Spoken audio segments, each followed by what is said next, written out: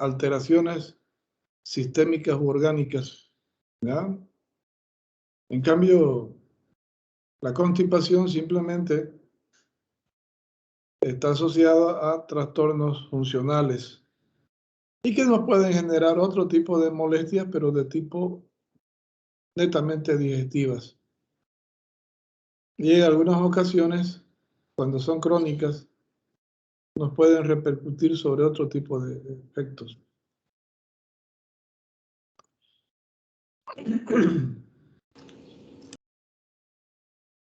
Mil disculpas. Bien, entonces, la constipación es un proceso que se caracteriza por un retardo en el proceso de evacuación intestinal.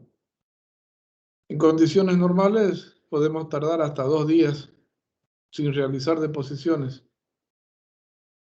pero más tiempo de eso ya se considera como constipación o estreñimiento. Además, que tienen una particularidad, que nos producen heces compactas, sólidas, duras y adherentes, difíciles de eliminar. Entonces eso se ve acompañado de esfuerzo por lo general, ¿no? Nos obliga a generar pujos. Bien. Las causas pueden ser variables. Pueden ser por dieta, por obesidad, por trastornos nerviosos, asociados o no al miedo, procesos tumorales, parasitarios, ¿ya? La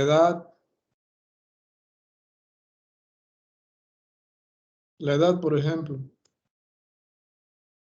Los ancianos tienen poca facilidad para ingerir agua. Les gusta comer cosas secas. O están sujetos a trastornos de demencia.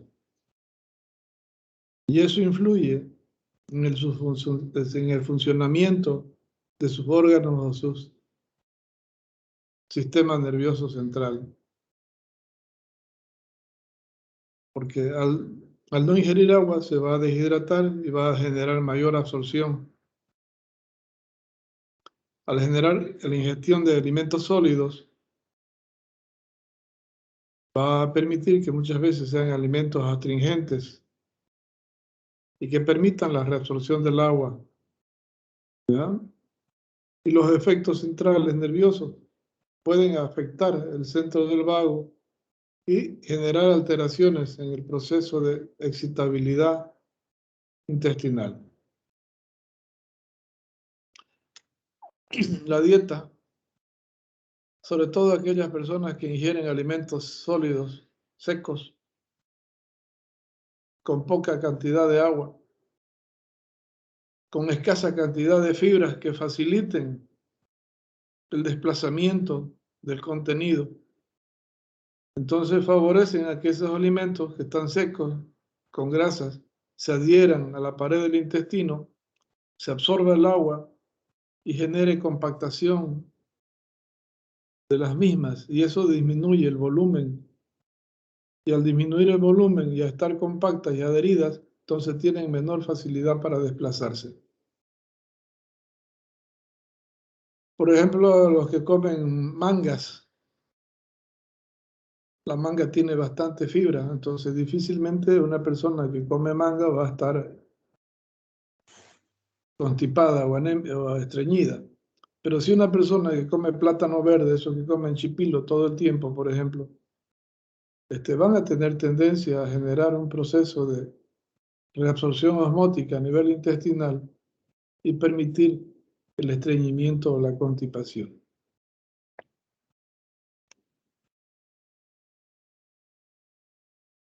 Las personas que se deshidratan, ya sea porque tienen vómitos, diarreas o sudoración profusa, o aquellos que no toman agua porque no existe o porque no les gusta tomar agua, ¿ya?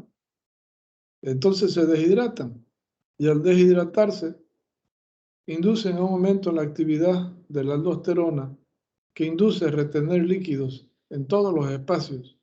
Y en este caso, la luz intestinal no es una una cosa aparte, ahí también va a generar reabsorción de agua en gran cantidad, lo que permite la resequedad del contenido. Algo parecido sucede con los deportistas, por ejemplo, si bien toman líquido, están en buena forma física, pero es un líquido que van a consumir y que van a generar calorías y que van a eliminar a través de la sudoración, así que muchas veces se deshidratan y permiten la reabsorción de líquidos a nivel gastrointestinal. Y eso favorece la resequedad del contenido intestinal en este tipo de personas. La obesidad es un factor muy importante. La obesidad puede generar la infiltración y degeneración del tejido muscular de la prensa abdominal. Entonces se pierde la capacidad del pujo y el efecto de desplazamiento del contenido que nosotros realizamos en forma voluntaria. Pero independientemente de eso, también las fibras musculares lisas del intestino se pueden infiltrar y perder fuerza. Y al mismo tiempo el tejido adiposo puede invadir la luz del intestino y generar cierto grado de obstrucción, impidiendo que este contenido pueda desplazarse fácilmente, permitiendo la reabsorción del agua. Del miedo, ya sean niños o en adultos, miedo el miedo psicológico inducido, por ejemplo, por ver películas terroríficas.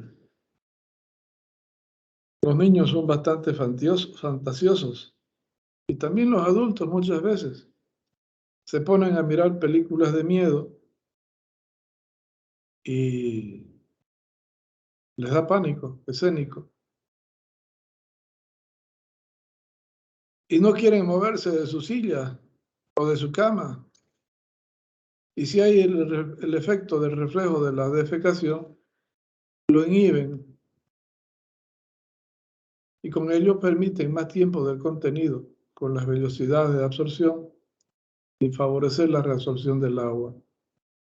Igual pasa con aquellas personas que son estreñidas y que saben que al realizar el acto de la defecación van a eliminar contenido sólido y duro que las va a lesionar, que les va a provocar dolor o que les va a provocar fisuras anales. Entonces muchas veces se abstienen de realizar este acto y eso empeora la situación, ¿no? Los tumores de la luz intestinal o los tumores de la pared intestinal que crecen hacia la luz o los tumores de la cavidad peritoneal que comprimen al intestino, las bridas, las adherencias que comprimen el intestino, no permiten que se produzca un desplazamiento normal de este contenido y generan su enlentecimiento. Y ese enlentecimiento induce a esa reabsorción del agua. Parecido a las comidas densas y viscosas, que no permiten el desplazamiento y más bien permiten la reabsorción del agua.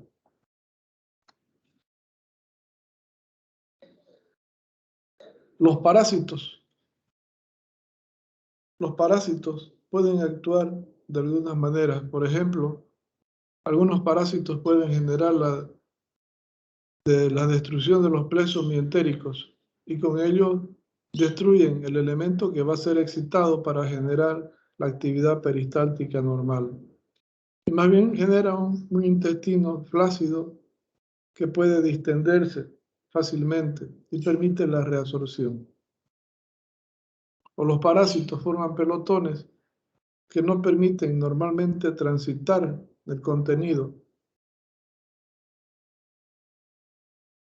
Y eso favorece la reabsorción.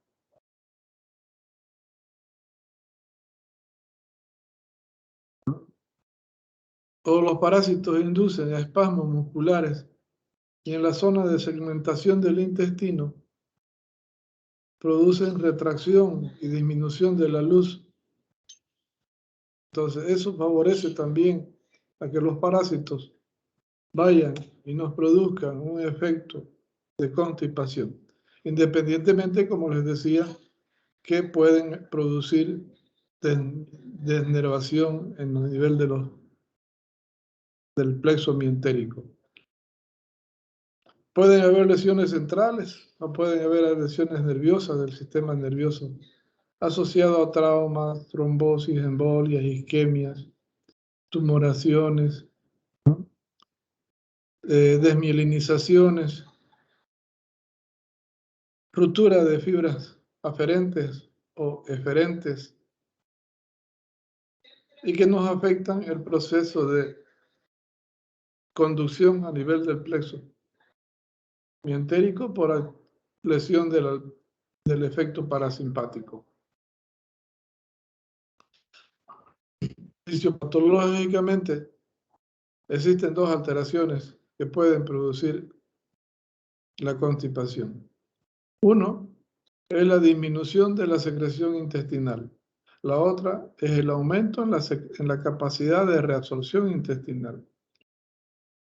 La disminución de la capacidad de secreción intestinal está relacionado a problemas, como les decía antes, la deshidratación, la falta de líquido en la luz, hace que el organismo necesite más agua y que tenga que reabsorber esa agua a través de la activación Doutor, del efecto de la aldosterona. ¿Sí? a diminuição não seria só do epitélio? No, Ou de no, todo? no, no. Cuando hay disminución de la secreción, es de toda la luz. Ah, No ya, solamente estamos hablando de la luz del intestino, ¿ya? ya. Estamos hablando también de las enzimas pancreáticas, biliares, gástricas, que contribuyen al proceso y que generan un acúmulo de agua en la luz del intestino. Entonces, no solamente estamos hablando del proceso de secreción de las glándulas caliciformes intestinales. ¿Está claro, Ícaro? Sí, doutor. Ok. Entonces,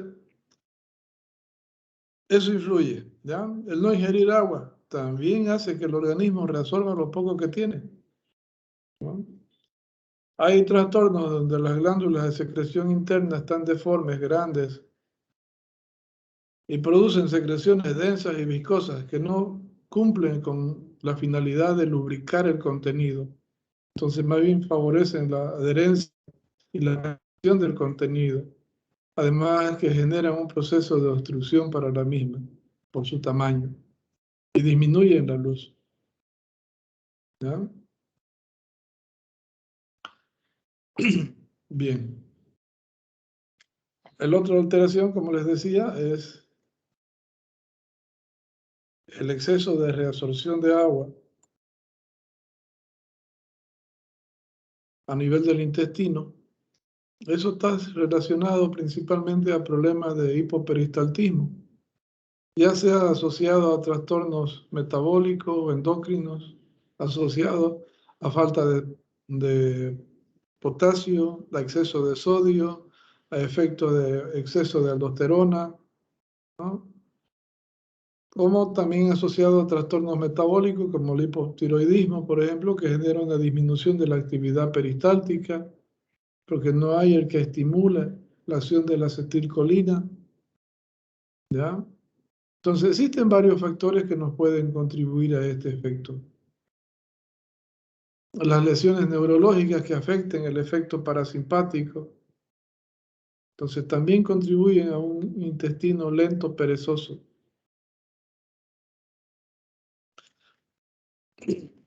Los síntomas y signos que nos genera la constipación van a depender siempre del efecto que originen el acúmulo del contenido en la luz del intestino. Un intestino que es lento, perezoso, que se llena de residuos sólidos, compactos, adherentes, que producen inflamación de la mucosa, que producen activación de la liberación de prostaglandinas y que inducen actividad peristáltica muchas veces sin lograr el avance del contenido. Sí, dígame, Joao. Doutor, e o que acontece com a síndrome de hiperpermeabilidade do intestino, causada, por exemplo, glúten? Eso va a originar diarrea y eso lo hablamos, no, eso lo hablamos en la anterior clase cuando hablábamos de diarreas, Bevilacqua. El síndrome de mala absorción inducido por intolerancia al gluten del trigo o enfermedad celíaca. ¿Ya? Ahí hay hipersecreción.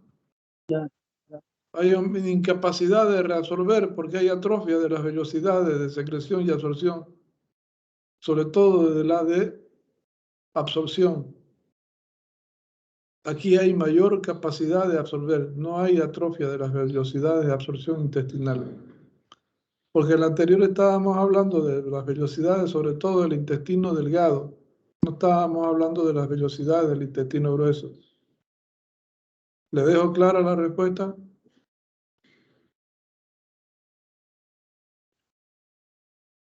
Sí, doutor. Ok. Bueno, entonces le decía que es un intestino que se queda irritado, que produce estimulación de prostaglandina y activa el efecto peristáltico, pero sin la capacidad de poder desplazar ese contenido en forma adecuada. De ahí que hay retardo en ese proceso de evacuación. Y muchas veces pues hay incapacidad para poder eliminar el contenido y tenemos que recurrir a otros medios como el esfuerzo físico, por ejemplo el pujo, o tener que utilizar laxantes para facilitar el desplazamiento de los mismos, ¿no? Aumentando la fuerza de contracción peristáltica, generando hiperosmolaridad en la luz o favoreciendo la lubricación del contenido para que eliminarse.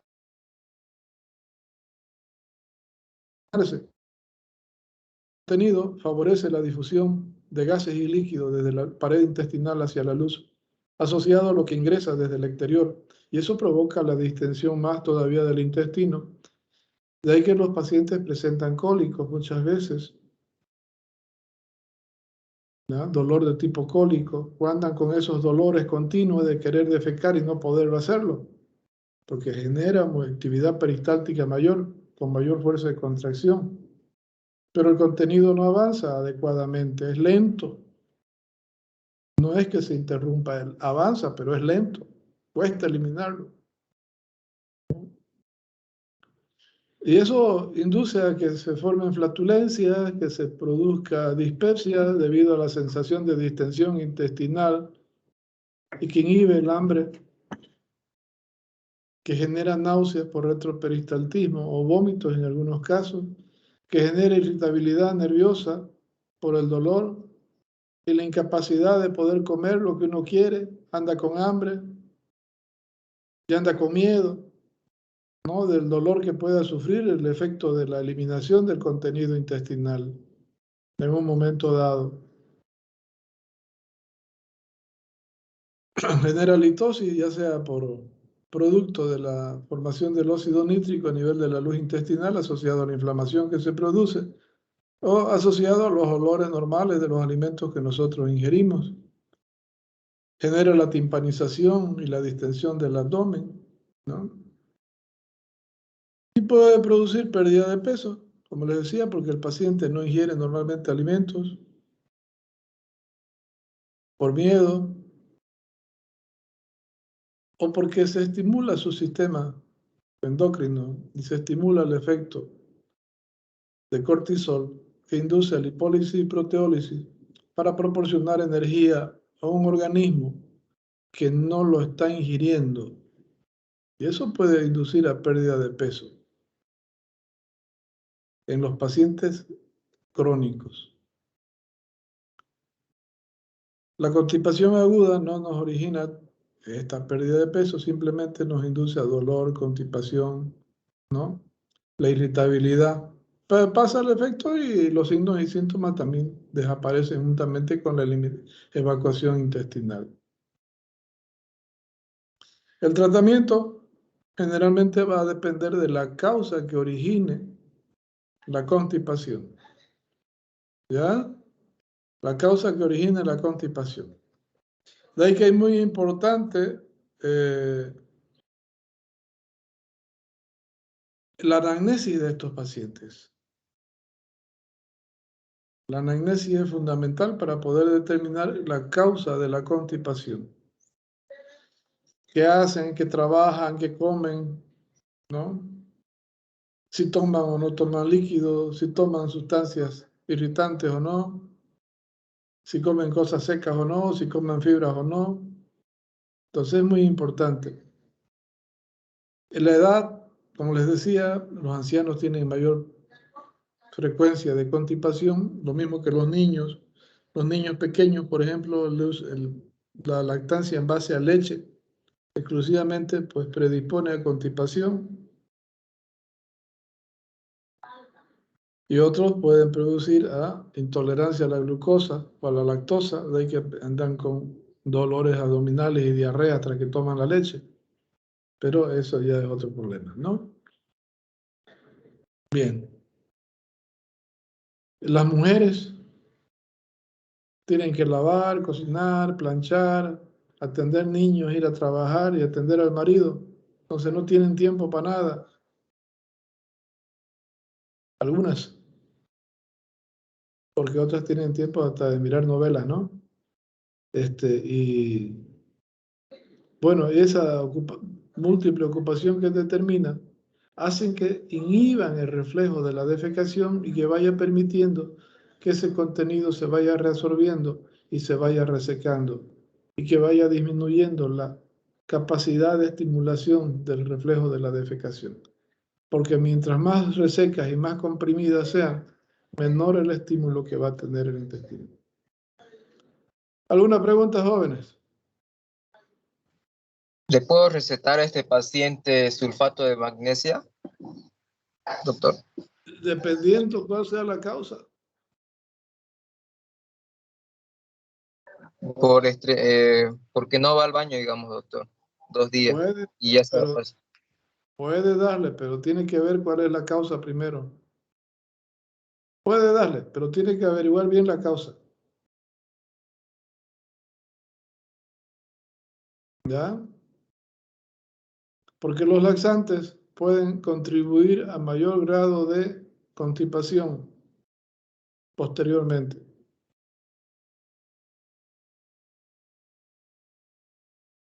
Bien.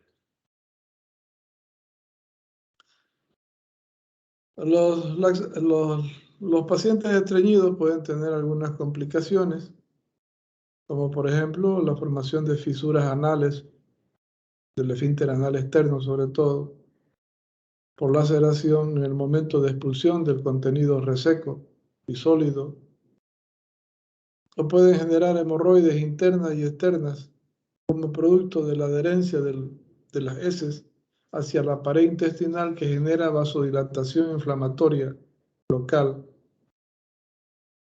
y genera esa dilatación varicosa, que pueden causar dolor en forma espontánea o que pueden causar sangramientos por trombosis o isquemias. O pueden formar fecalomas con retención abundante de heces, ¿no? Y que provoca dilatación del intestino y su retención crónica, con periodos de diarreas, pero no porque el paciente vaya a tener una diarrea en sí, sino que es un proceso de compensación para descomprimir el intestino, sobre todo cuando los fecalomas se fistulizan. Y la complicación más grave es la torsión del intestino sobre su propio eje que genera el vólvulo, que nos determina un cuadro de abdomen agudo, generándonos hilio mecánico y que pone en peligro la vida del paciente. ¿Alguna pregunta, jóvenes, respecto a este tema? No, doctor.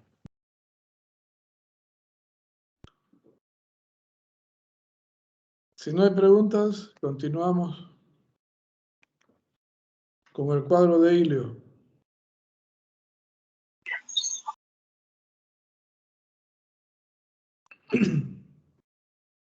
El ilio es la parálisis brusca del tránsito intestinal. Puede tener dos orígenes o dos causas. Uno ser mecánico y otro dinámico. El mecánico sobre todo está asociado a la estructura, al órgano mismo, de ahí que también se denomina orgánico. Y el dinámico está asociado al funcionamiento, de ahí que también se denomina dinámico o funcional, ¿ya? Los ilios mecánicos u orgánicos pueden ser originados por tres tipos de alteraciones. La estrangulación del intestino sobre su propio eje, o sea, la rotación del intestino sobre su propio eje, la compresión del intestino por tumores o masas tumorales, abdominales o intraabdominales, ¿no? Y la obstrucción del intestino, la obstrucción de la luz del intestino. Los procesos dinámicos o funcionales pueden tener dos variedades, uno que es la espástica y otra que es la paralítica. ¿Ya? La paralítica no siempre va a estar, hay que diferenciarlo del ilio paralítico asociado a efecto dinámico, del ilio paralítico que se produce como un trastorno orgánico o funcional.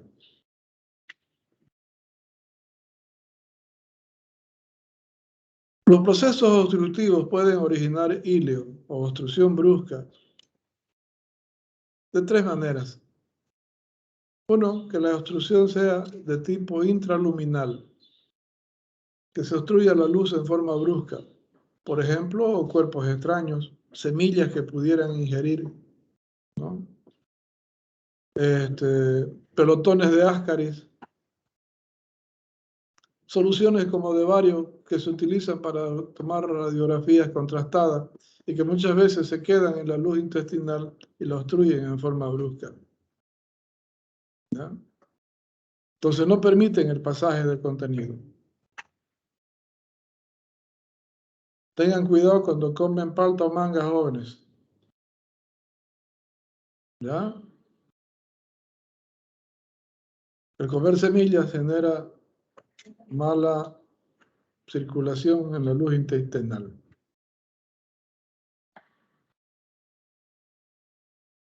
El segundo, la obstrucción de origen mural. Está relacionado a la presencia de tumoraciones que crecen desde la mucosa hacia la luz o desde la pared del intestino y que protruye hacia la luz interrumpiéndolo en forma brusca, como pólipos, ¿ya? Principalmente, o tumoraciones de tipo benigna o maligna, procesos cicatrizales retráctiles de la luz intestinal asociados a procesos crónicos inflamatorios o asociados a procesos postquirúrgicos que determinan esa retracción.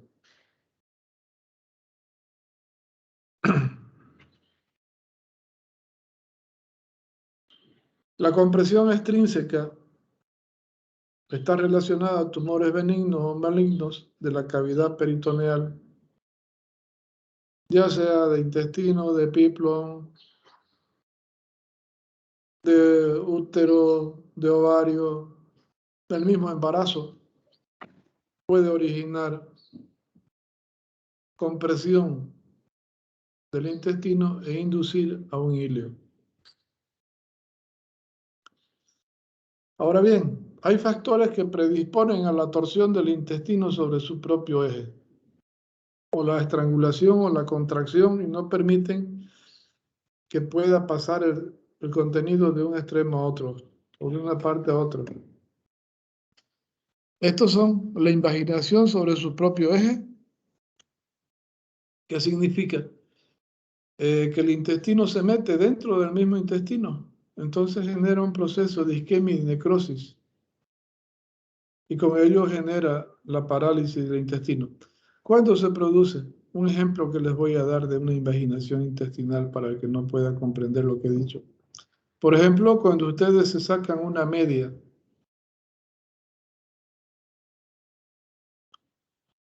La media tiene forma de L, ¿no es cierto?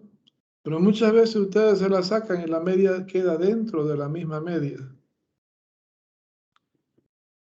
Se dobla, se repliega y no termina de darse la vuelta.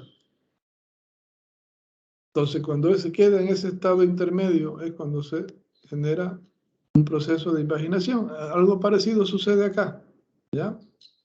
O cuando ustedes se sacan los pantalones y que las piernas o las mangas de las piernas no se queden extendidas, sino que se queden parcialmente introducidas dentro del mismo pantalón. Entonces ahí hablamos de invaginación. La otra son las hernias encarceladas, aquellas hernias que no permiten la devolución del contenido hacia la parte proximal y permitir la circulación normalmente. Podemos tener hernias internas o externas. Las hernias externas son las que ustedes más conocen, ¿no? Y las que más conocen son la umbilical, por ejemplo, o la inguinal. Eso se debe a que esas zonas son mucho más débiles. No tienen muchas veces la cantidad de aponeurosis que tienen que tener, o es muy débil la aponeurosis, asociado no a prematuridad o a desnutrición o a sobreesfuerzo también. Cuando hay mucho esfuerzo aumenta mucho la presión intraabdominal y hace que las vísceras y el epíplon tiendan a salirse. Y esas dos zonas del ombligo y la zona inguinal son las más débiles. De ahí que el epíplon o las vísceras hacen una protrusión, presión y tratan de sacar. Y eso se ve como una pequeña nodulación o tumoración en la superficie de la pared abdominal y que se acompaña de dolor por lo general. Dolor o que aumenta con la presión, ¿no? También. Y en la zona donde se debilitó la aponeurosis y permitió la presión de la víscera o del epíplon, se produce una adherencia que se llama anillo fibroso herniario y no permite que el intestino vuelva a su estado normal y muchas veces se contrae, lo comprime y cuando ustedes se contraen y comprimen, se quedan con mala circulación. Entonces eso es lo que llaman las hernias estranguladas. Y ese mismo efecto puede darse a nivel interno cuando son ustedes sometidos a algún tipo de cirugía o extirpación de algún órgano y que generen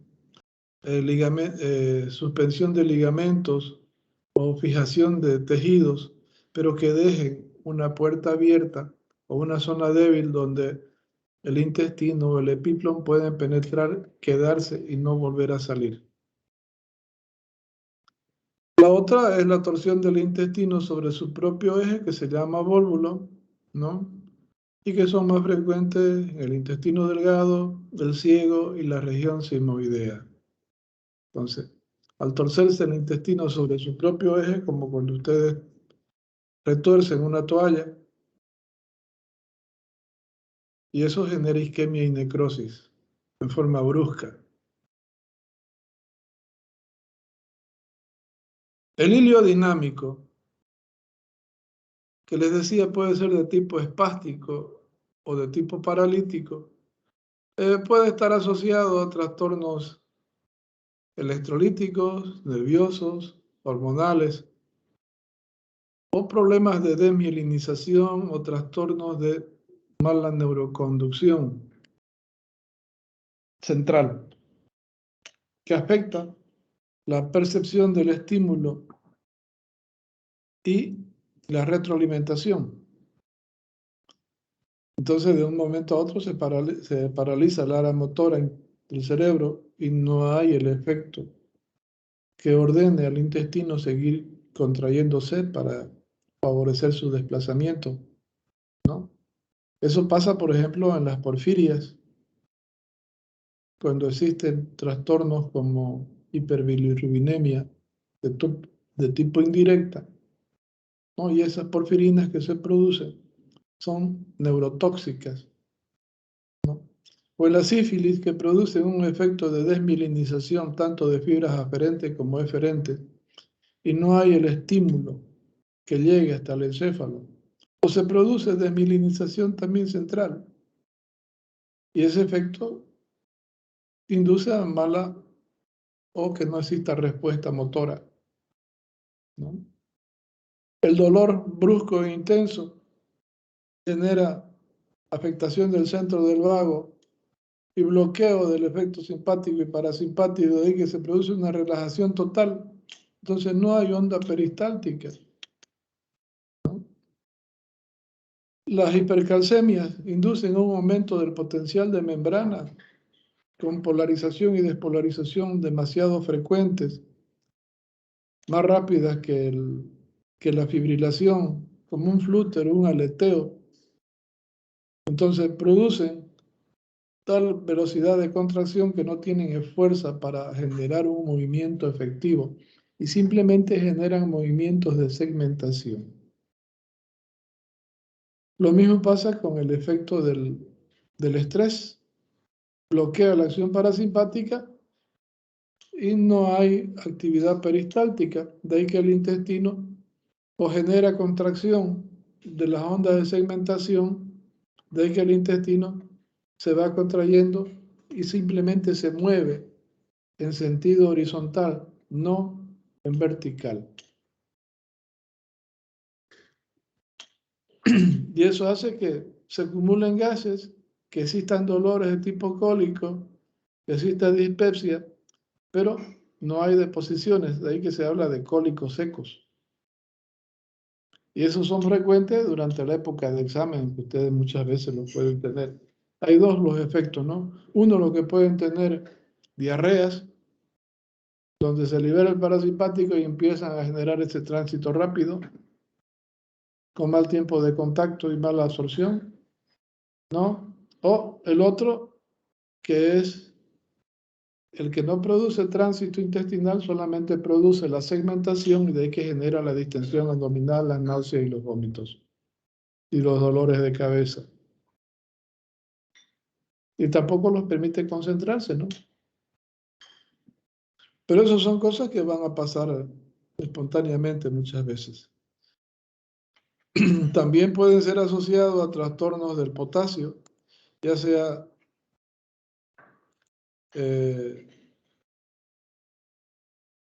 la falta de exceso de potasio o la falta de potasio puede generar ese tipo de hilio. Pero está más asociado al hilio paralítico ya, que después lo vamos a ver. ¿Ya? Bien. El hilio paralítico significa que el intestino se paraliza de un momento a otro en forma brusca, ya sea inducido por una actividad orgánica mecánica o inducida por un trastorno de actividad funcional, de contracciones. En el caso del hilio paralítico, no siempre va a estar asociado a síntomas de origen tóxico, como en el caso del hilio paralítico inducido por el efecto dinámico. Pero cuando es inducido por efecto mecánico o orgánico, sí puede tener repercusiones de tipo general que pongan en peligro la vida del paciente. Existen factores que contribuyen a la producción del hilio paralítico. De ahí que tenemos el factor peritoneal, que está representado por procesos inflamatorios que afectan la mucosa o la serosa intestinal y que activan las prostaglandinas, que activan el factor de necrosis y que bloquean la actividad peristáltica. Asociado a las toxinas que invaden los plexos, ya sea por vecindad o por continuidad. El factor vascular, que está asociado a trastornos de tipo circulatorio, asociado a isquemias, necrosis, trombosis, embolias, desprendimiento de placas ateromatosas, que inducen a esa isquemia de ese mesenterio, producto de la mala irrigación. El factor tóxico, que está asociado a sustancias que nosotros podemos producir o que podemos ingerir y que nos afectan tanto en la vía simpática como parasimpática. Entonces nos afectan la vía aferente y eferente y nos afectan también el encéfalo, afectando el área 4. ¿Ya? O nos inducen a generar otro tipo de reacciones que nos comprometen todos los tejidos y por ende permiten la afectación de las fibras del plexo mientérico. Por ejemplo, el opio. El opio origina depresión encefálica con efecto, con bloqueo de las ondas peristálticas, genera parálisis intestinal. Eso es una de sus funciones, es uno de sus efectos. La parálisis intestinal, de ahí que induce a hilio, asociado a la ingesta a la ingesta o a la administración del opio o de los derivados del opio. Los pacientes con insuficiencia renal y que presentan un cuadro de uremia asociado a los excesos de la urea y la creatinina que inducen aumento de los niveles de amoníaco, generan trastornos de permeabilidad vascular y trastornos neurológicos. Los trastornos de permeabilidad vascular van a afectar al intestino y que permiten la difusión de bacterias hacia la pared misma, ingresar hacia los plexos o generar la extravasación de las mismas hacia la cavidad peritoneal, multiplicarse y sus toxinas invadir los plexos. Ese es el efecto local. Pero pueden generar un efecto sistémico a nivel de las neuronas, induciendo una mala despolarización neuronal y afectando el centro del vago, y por ende el efecto parasimpático. Lo mismo pasa con los cuerpos cetónicos, que inducen a trastornos neurológicos. ¿Ya? Bien. El factor carencial del déficit de potasio. Si no hay potasio, no hay quien haga el potencial de membrana. No hay quien haga la despolarización y repolarización de la fibra muscular, lisa o estriada. ¿Ya? Ya sea porque el potasio lo perdió, porque el potasio no lo consumió, o porque el potasio lo eliminó. O puede estar asociado a hiperaldosteronismo o a hipoaldosteronismo. O puede estar asociado a hipernatremias o hiponatremias, como quieran llamarle, donde los efectos de la hipernatremia no hay potasio porque lo bota el potasio y genera una mala despolarización y repolarización muscular, generándonos espasmos y solamente generándonos movimientos de segmentación, no de ondas peristálticas. Lo mismo pasa con el problema del hiperaldosteronismo, o perdón, del hipoaldosteronismo, que no genera falta de sodio en el organismo y exceso de potasio. Entonces las despolarizaciones son demasiado frecuentes, de ahí que induce a ese efecto de la fibrilación muscular, el aleteo o el flúter, que parece que las contracciones musculares no se produjeran, pero sin embargo se está produciendo el efecto de segmentación. No el de progresión, que es el peristáltico, pero sí el de segmentación, que es el que bate. ¿Ya? Y que además induce a espasmos en los anillos del colon. Lo mismo pasa con el déficit de vitaminas del tipo B, ¿no? Que están asociados al efecto de la neuroconducción, como a través de los receptores o en el proceso de mielinización de las fibras nerviosas o mielínicas para llevar los estímulos o traer las respuestas. El efecto del reflejo, ya sea inducido por el dolor, por ejemplo. El dolor es muy intenso, produce liberación o bloqueo parasimpático, perdón, y nos produce esa parálisis intestinal brusca que se presenta. Ya sea dolor inducido por trauma, por cólico, ¿ya? O el dolor de tipo psicológico también nos puede generar ese tipo de reacción. El factor neurológico está asociado a la lesión del cerebro, las cubiertas, los diferentes centros, sobre todo la afectación del centro del vago, ¿no?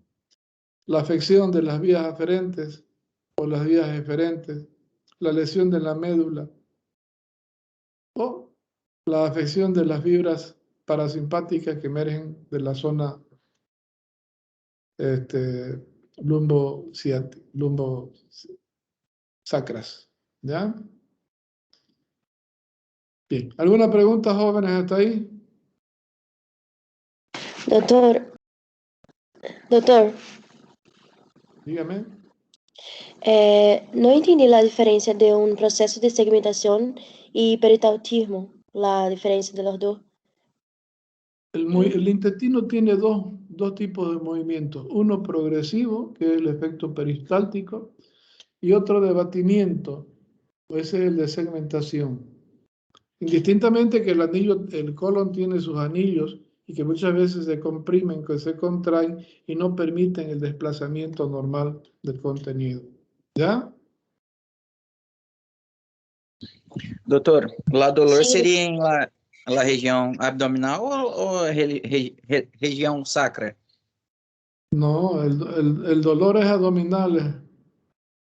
Todo depende de qué lo origine, pues, ¿no?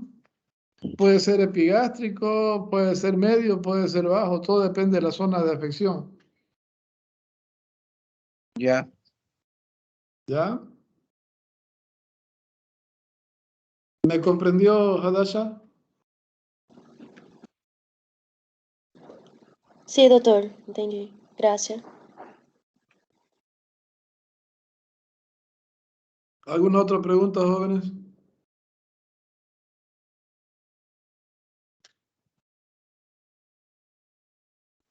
Doutor, esse movimento que você falou ahorita é para compactar o alimento en sí.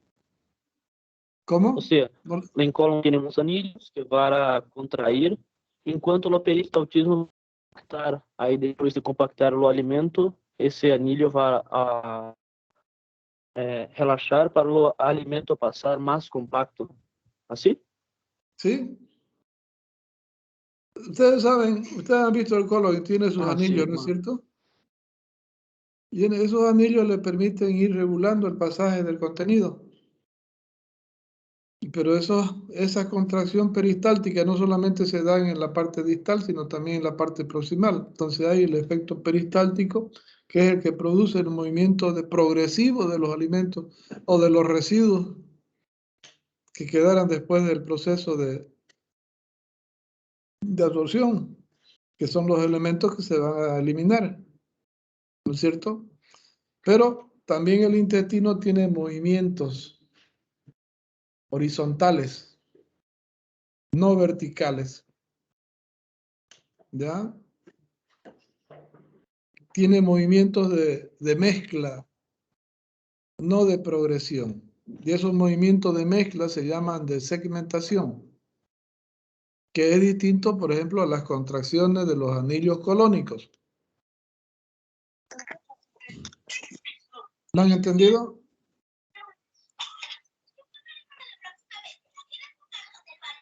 Sim, doutor. Ok.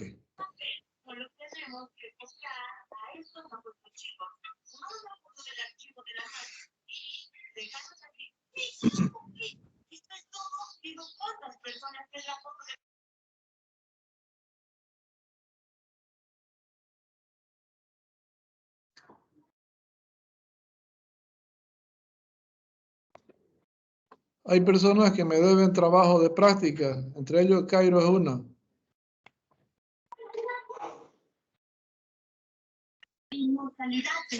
Doctor, presente. ¿Cómo dijo? Que me debe trabajo de investigación, me debe que lo suba su trabajo de investigación. Muy bien, doctor, ahora lo voy a subir. Doutor, ¿Sí? Gracias. esse é o trabalho que foi apresentado em uma classe. Não subi na plataforma porque não encontrei a tarefa. Sí, todavía no se les había hecho, creo, la notificación. ¿Ya? Entonces tiene que... Tranquilos ustedes, ¿ya? Amén. Claro. No hay problema. Los que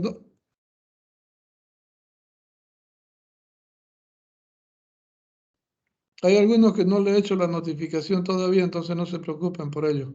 ¿Ya? Gracias, doctor. Bien. Bien, el hilo mecánico o orgánico tiene 4 etapas o 4 fases. Esas fases son la fase de lucha, la fase de paresia, la fase de gangrena y la fase de parálisis o hilio paralítico propiamente dicho. Y producto de esos efectos, de estas fases, tenemos efectos locales, efectos regionales, efectos generales. Y estos efectos locales, regionales o generales están asociados a problemas de tipo reflejo, de tipo depresivo o de tipo tóxico. ¿Ya? De eso es lo que vamos a ver ahora. Y que de ahí aparecen los signos y síntomas que presenta el cuadro de hilio complicado o no complicado. Pero estas 4 etapas son exclusivas del hilio orgánico, no del dinámico, por favor. ¿Ya? Independientemente de que el hilio dinámico presente signos y síntomas, pero no están asociadas a este tipo de problemas o de factores desencadenantes. Bien. La fase de lucha se presenta en la zona de obstrucción cuando el cuerpo extraño ingresa al intestino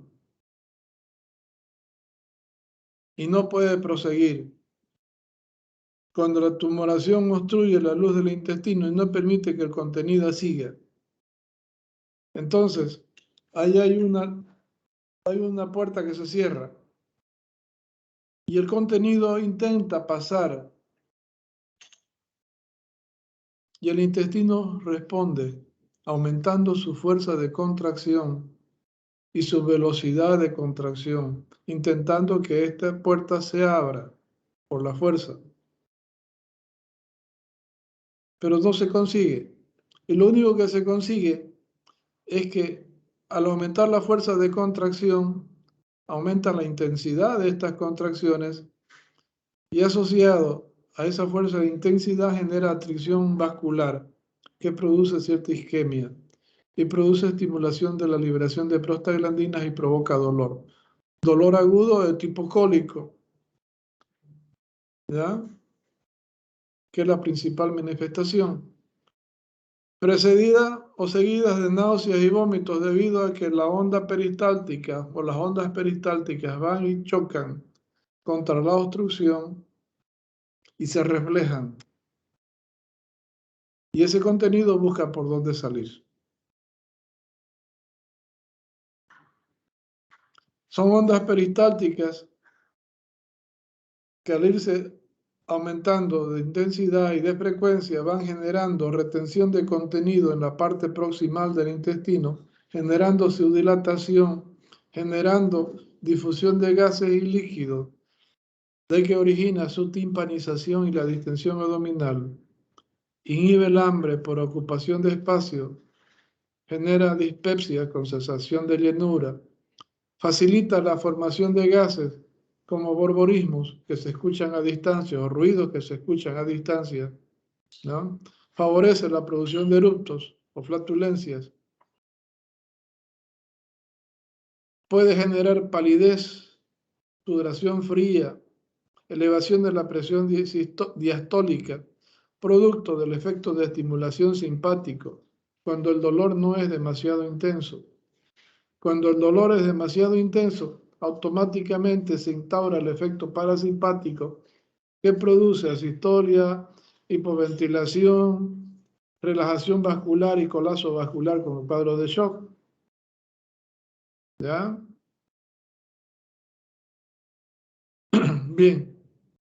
Eso pasa en la parte proximal. En la parte distal, al chocar la onda peristáltica contra la obstrucción, no sigue el proceso. Pero las ondas, el intestino de acá se queda descontrolado y puede generar unas ondas peristálticas irregulares que muchas veces pueden provocar una o dos deposiciones diarreicas, pero nada más, porque después el intestino se paraliza. Entonces, esto es lo que caracteriza la fase de lucha. El dolor agudo, brusco, de tipo cólico,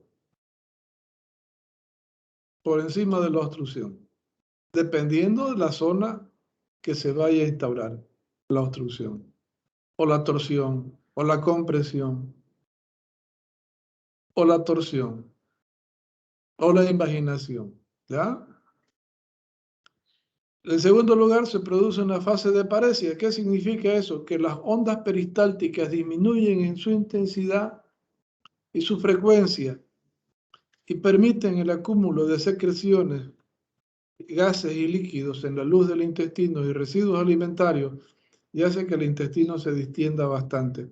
Y se pueden ver las ondas peristálticas, pero en forma lenta y ya no tan intensa. Igual sigue provocando dolor, igual puede seguir provocando náuseas y vómitos, ¿ya? Igual puede seguir provocando palidez y sudoración, pero asociado a retención de contenido. A esta presencia de esa onda, de esa parte dilatada del intestino, con ondas débiles y timpanizantes, cuando se escuchan las ondas, las burbujas que se rompen y que producen el borborismo, se denomina signo de von Holtz. Después la otra fase que sigue es que en la zona de la obstrucción, donde se produjo la barrera, ahí se produce una irritabilidad y una mala perfusión, una mala nutrición. Y esa zona va a isquemia y a necrosis.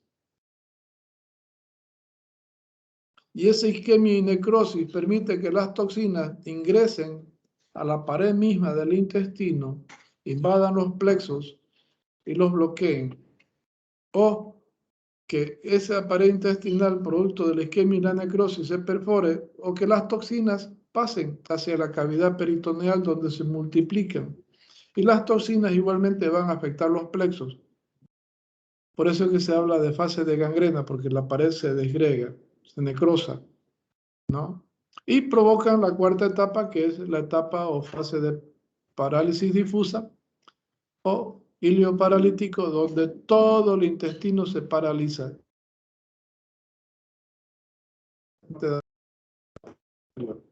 Y deja de generar ruidos, ya no se escuchan los borborismos, hay silencio intestinal, con dilatación intestinal por encima de la obstrucción y tendencia al colapso por debajo de la obstrucción. Las náuseas, los vómitos que se producen están asociados a los procesos retrógrados. El cuadro de diarrea aguda o deposición líquida que se produce en una primera instancia, que es de tipo reflejo, ante la falta de continuidad de la onda peristáltica, es de tipo anterógrada. ¿Ya?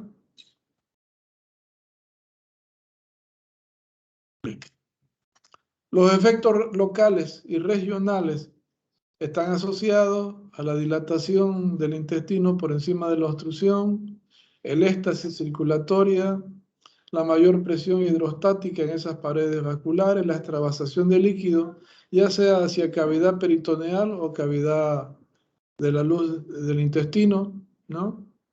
La irritación del peritoneo parietal o visceral, la proliferación bacteriana, el dolor que produce, la presencia de borborismos. Esos estarían asociados a los efectos locales y regionales. Los efectos generales están asociados al problema del shock que origina el dolor intenso o la pérdida o la redistribución de líquidos a partir de las áreas necrosadas que se instauran en el intestino. Y para eso, como les decía, hay tres factores que contribuyen a generar estos síntomas. Están los efectos reflejos, que pueden ser por el dolor, ¿no? Asociado, perdón, un minutito.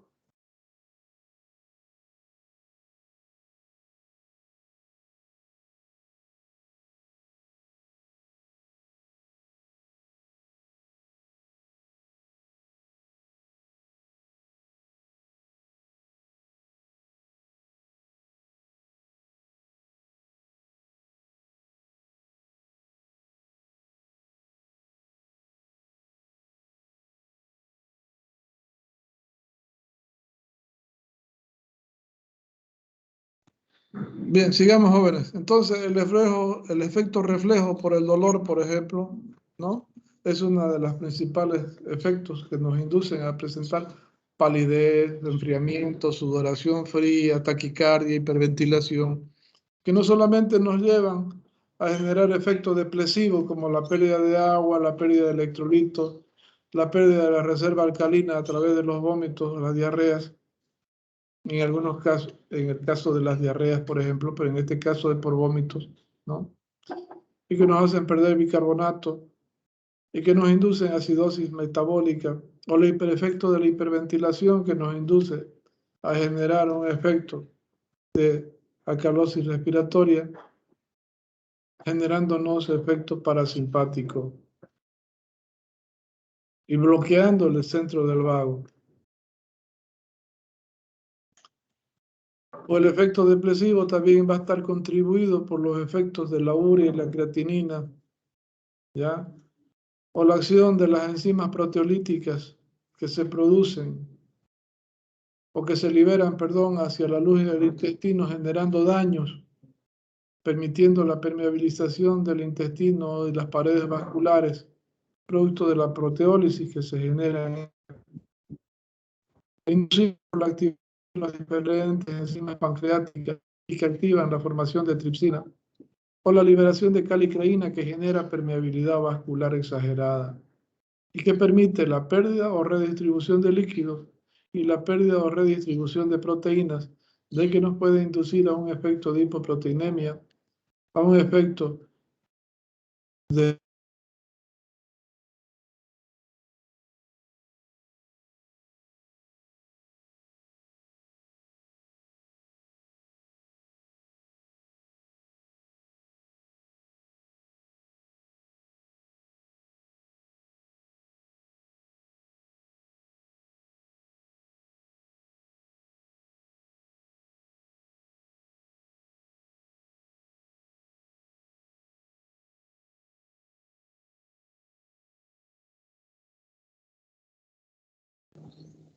Doctor,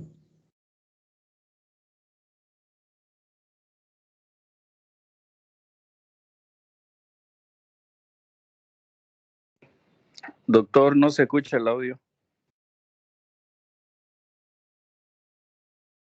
creo que a es la su mala internet. función.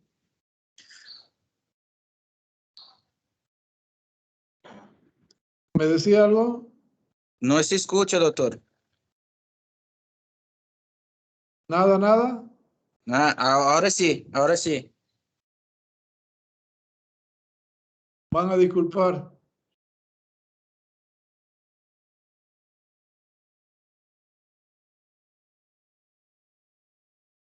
La señal de internet, la señal del internet está pésima.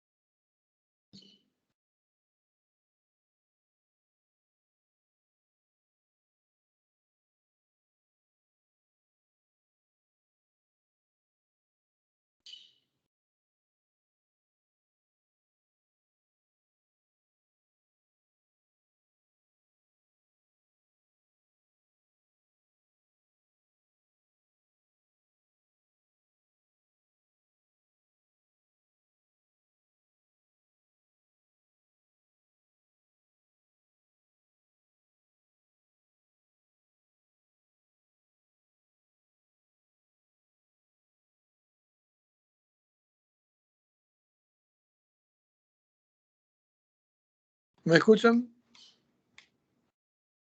Hola. Sí, doctor. Hola, doctor, ahora sí.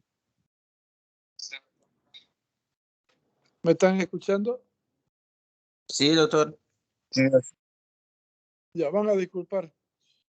He cambiado de aparato.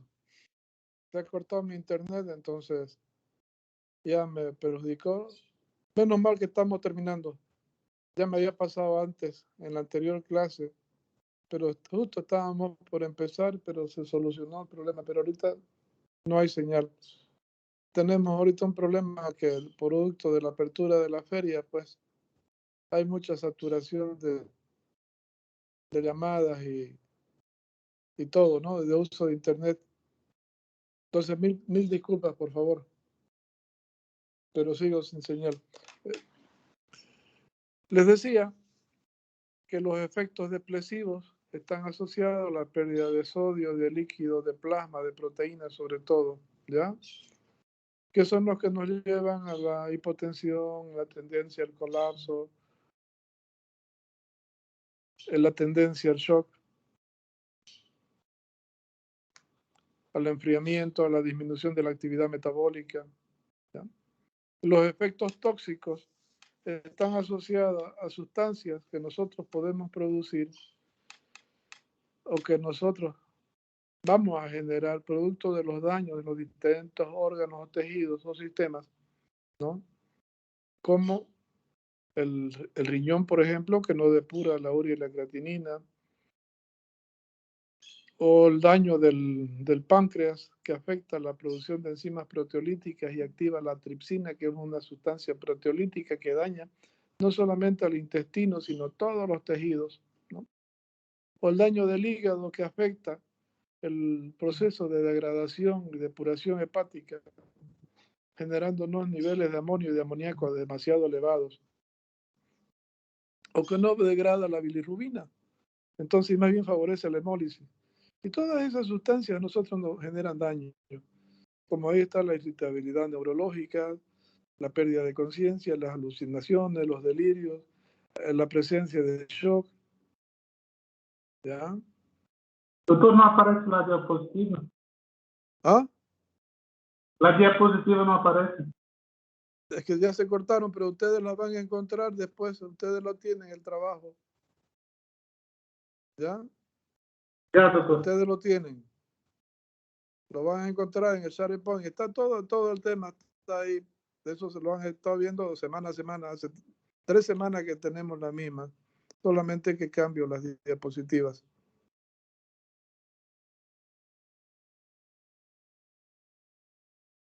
Ahora estoy desde mi teléfono, no estoy de la computadora.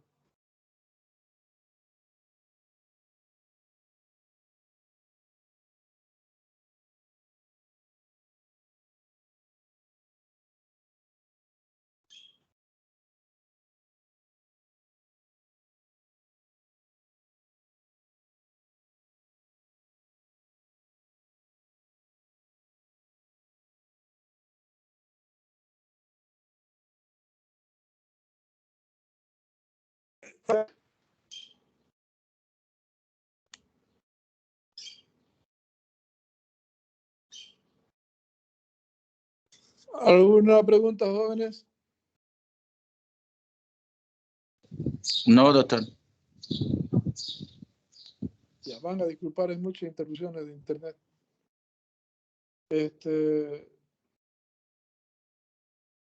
Los medios de diagnóstico pues son las pruebas de laboratorio, la radiografía, la tomografía para nivel, sobre todo la radiografía y la tomografía, ¿no?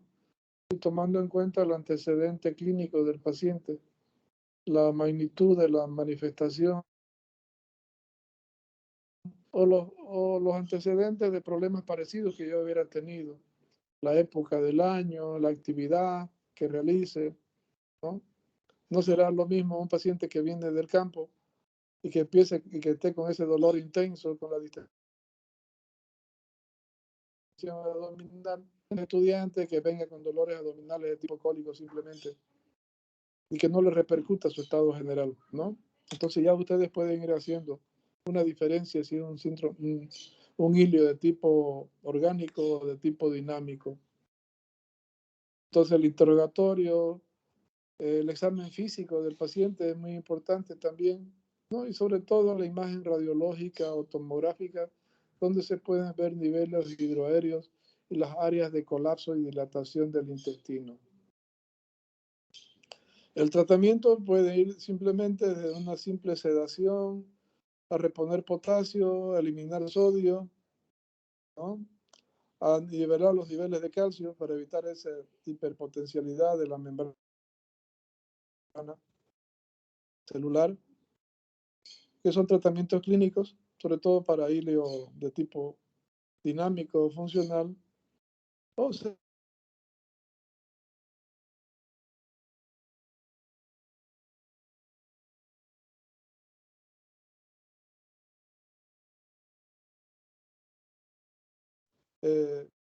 para inducir al destrabamiento de esos segmentos del intestino que pudieran estar obstruidos por residuos o cuerpos extraños. Cuando se trata de moneda, por ejemplo, ¿no? Entonces, es muy importante el uso de los medios de diagnóstico como también de tratamiento en este caso. Pero hay casos en que no va a ser posible tratarlo de esa manera, asociado a los efectos dañinos que ya se produjeron en el organismo, y van a tener que recurrirse nomás a procesos quirúrgicos abiertos, ¿no? Independientemente, hay que rehidratar al paciente, reponer el líquido, reponer proteínas, reponer el glóbulo rojo cuando así lo requieran, reponer electrolitos, reponer el equilibrio ácido-base, calmar el dolor y estabilizar al paciente, ¿no? Que es lo principal. El pronóstico es bueno siempre y cuando se lo encuentre a tiempo, antes de que haga complicaciones que pueden poner en peligro la vida del paciente.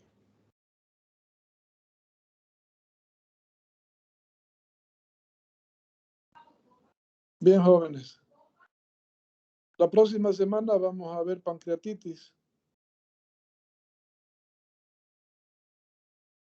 Y el examen parcial va a estar sujeto a la fecha de habilitación por jefatura de carrera.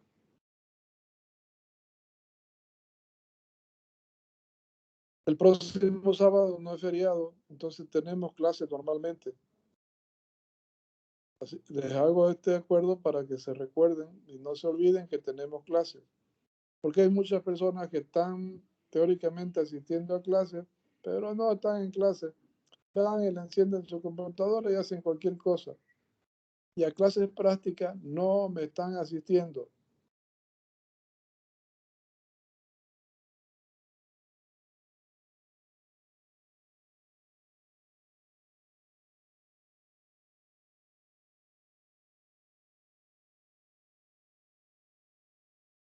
Doctor, no le ¿Cierto? escucho. Pero el sábado no es feriado. Dígame. ¿Por qué no? Hay muy mal audio, no se escucha prácticamente nada. Si hay alguna duda, por favor, lo vemos en clase, ¿ya? Las clases prácticas, ahí les hago la aclaración si es que nos da lugar. Ya, doctor. Doctor, Que tengan buen fin de semana, jóvenes. Cuídense.